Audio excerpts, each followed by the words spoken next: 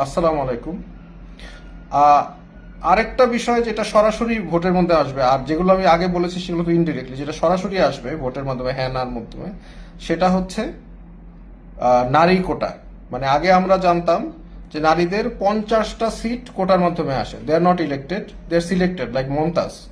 So মমতাজের মতো 50 জন আসতো।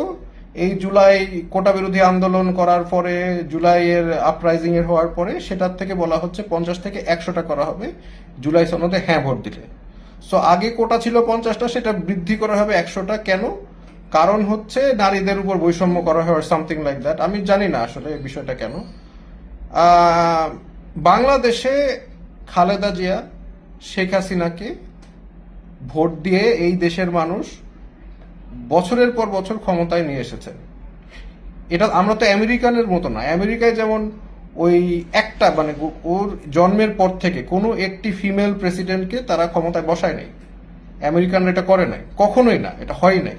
আর যেখানে বাংলাদেশের মতো দেশে, যেখানে তারা বারবার আমরা নারীকে ভোট দিয়ে ক্ষমতায় বসিয়েছি as the head of the state, আমার দেশে বৃদ্ধি করা লাগবে 50টা থেকে 100টা নারী সিট। এখন আপনি বলতে পারেন যে 400 সিটের মধ্যে 100টা হবে কোটা, আগে ছিল 50টা, এখন হবে 100টা কোটা হবে। ওকে ফাইন, তাহলে ইজ দ্যাট এনাফ? না।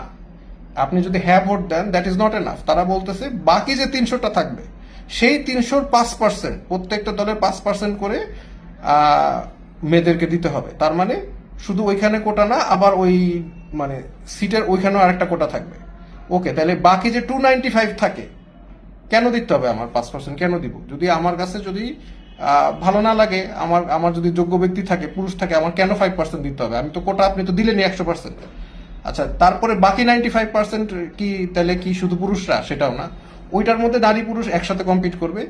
সেই তারপরে মেয়েদের জন্য আর একটা কোটা আছে, সেটাতে আবার তার উপরে আবার 50টা থেকে 100টা কোটা। তো মূলত এত কষ্ট না করে বলে দিলেই হয় যে আসলে আমরা মেট্রিয়ার্কি চালাইতে চাচ্ছি, আমরা আসলে নারীতান্ত্রিক দেশ চালাতে চাই, বা এরকম সামথিং লাইক দ্যাট। আদারওয়াইজ এত কোটার কেন দরকার হইলো? দেখেন, আমরা তাসনিম জারার ফিলোসফির সাথে আমরা ডিসএগ্রি করতে পারি, কিন্তু সে কিন্তু ফিল্ড লেভেলে কাজ করে জনগণের কাছে যে তার যোগ্যতার ভিত্তিতে সে ভোট চাচ্ছে, দ্যাট ইজ রেসপেক্টেবল, তাই না? বাট আপনি কোটার মাধ্যমে নারীদেরকে বসাবেন। কোটার নারী তো আমি চাই না, আমি ইলেক্টেড নারী চাই, কোটার নারী চাই না। আর নট জাস্ট মানে জোর করে নারী বসায় সেটাকে আমার ভোট দিতে হবে, নট লাইক দ্যাট। মানে যার যোগ্যতা আছে। আর আপনারা যদি, যারা যেসব নারীরা চান যে ওকে আমরা আমাদেরকে রিপ্রেজেন্ট করা হচ্ছে না, that's not a problem at all. আপনি আপনাদের নতুন দল খুলেন, solely নারীদের জন্য দল খুলেন না, ওখানে শুধু নারী না, 50টা না, 100টাই নারী বসাবেন, সমস্যা কি? 100 জন নারী ইলেকশন করবে। এই দেশের মানুষ তো নারীকে ভোট দেয়। দিস ইজ মানে অন্য আমেরিকার বেলায় ইটস নট প্রুভেন, বাংলাদেশের বেলায় তো প্রুভেন। তো আমেরিকায় যদি কোটা না লাগে, বাংলাদেশে কেন লাগবে? I don't understand.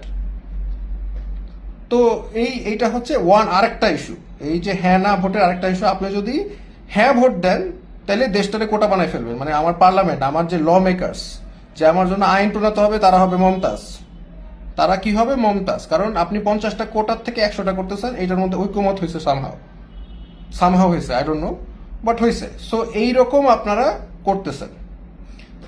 সো যেহেতু আমি ব্যক্তিগতভাবে এখন আমার, আই ডোন্ট নো, আমার আমার ওপিনিয়ন হচ্ছে, আমি ব্যক্তিগতভাবে এটা চাই না। সরাসরি যেটা আপনি হ্যাঁ ভোট দিলে এটা হবে, সো আমি এটা চাই না।